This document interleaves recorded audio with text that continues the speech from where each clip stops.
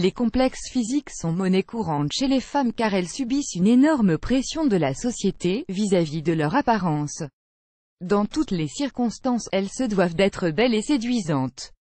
Cependant, cette quête de la beauté et de la morphologie parfaite les amène à complexer sur leur taille, poids, poitrine et fesses. Advertisement play current time minuit, duration time minuit remaining time minuit stream type live loaded, 0% progress, 0% minuit full screen minuit mute playback ratin subtitles off captions caption off chapters raters undefined un effet, pour qu'une femme soit plaisante, des critères de mode classe la jante féminine dans différentes catégories. Qu'elle soit mince, enrobée ou tout simplement fière de sa morphologie, une femme subit toujours le regard approbateur ou non, des hommes et des femmes, mais bien plus que l'aspect esthétique, le poids définit l'état de santé d'une personne.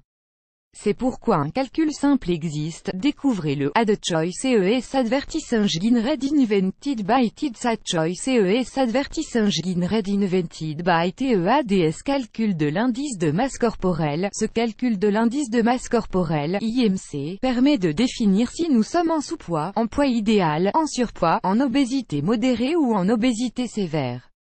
Deux extrêmes existent également, la dénutrition ou anorexie et l'obésité morbide. Définir sa corpulence est donc essentiel pour connaître notre état de santé et les changements qui s'imposent. Cependant, l'indice de masse corporelle est un indicateur de santé et non une donnée absolue car certains sportifs par exemple peuvent paraître en surpoids alors qu'ils n'encourent aucun danger au vu de leur masse musculaire.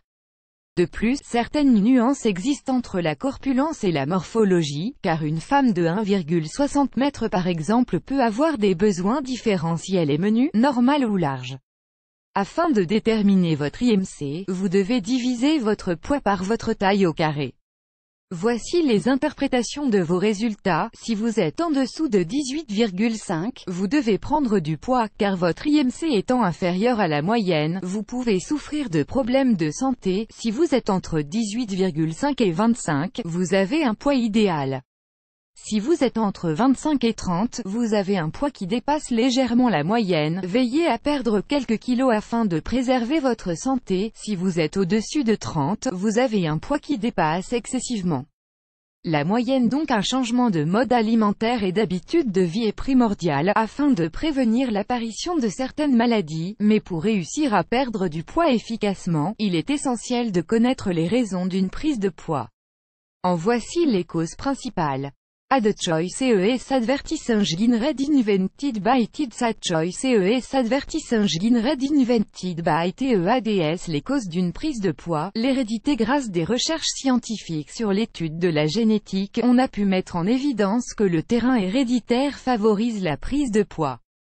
Il existe des gènes qui influencent l'appétit et la sécrétion des enzymes nécessaires pour brûler les calories et réduire leur stockage. Par conséquent, si l'un de nos parents ou les deux sont en surpoids ou en obésité, nous aurons plus de chances de prendre du poids facilement. Cela s'appelle le patrimoine génétique. Le mode de vie acquis généralement pendant l'enfance, les mauvaises habitudes alimentaires ont la vie dure. En effet, banaliser la nourriture et les grands repas lourds ne fait pas prendre du poids directement mais influence le comportement alimentaire par la suite.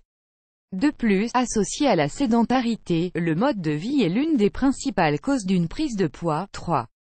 La grossesse. Lors de la grossesse, certaines hormones augmentent sensiblement l'appétit et c'est à partir du deuxième trimestre que les futures mamans ressentent des fringales. Puis au troisième trimestre, il est admis que la prise de poids soit équivalente à 9 ou 12 kg au total en fin de grossesse. Cependant, une prise de poids excessive lors de la grossesse, au vu d'un alitement ou d'une inactivée, engendre une difficulté dans la perte de poids future. 4. Le cycle hormonal modifiant l'appétit. Le cycle hormonal entraîne une prise de poids. Les œstrogènes, qui facilitent le stockage des graisses et dont la sécrétion est plus importante pendant la première moitié du cycle, diminuent l'appétit.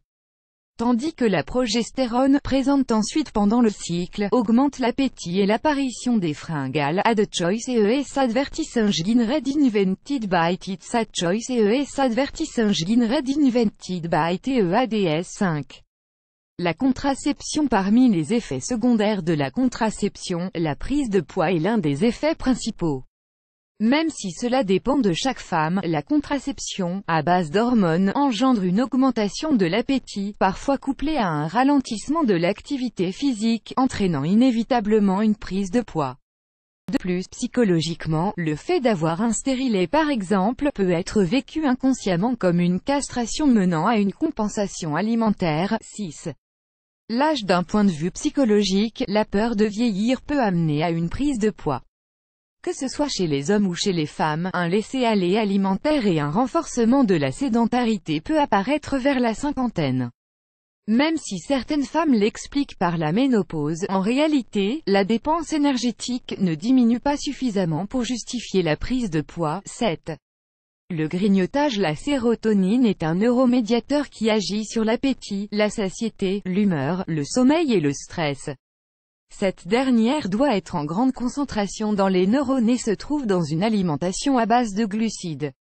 La sérotonine manque à l'organisme lorsque l'on est victime de stress amenant au grignotage et aux envies sucrées, ce qui cause une prise de poids, un changement de mode de vie dont un rééquilibrage alimentaire associé à la reprise d'une activité sportive régulière permettent de perdre sur la durée les kilos accumulés au fil du temps. Plus grand que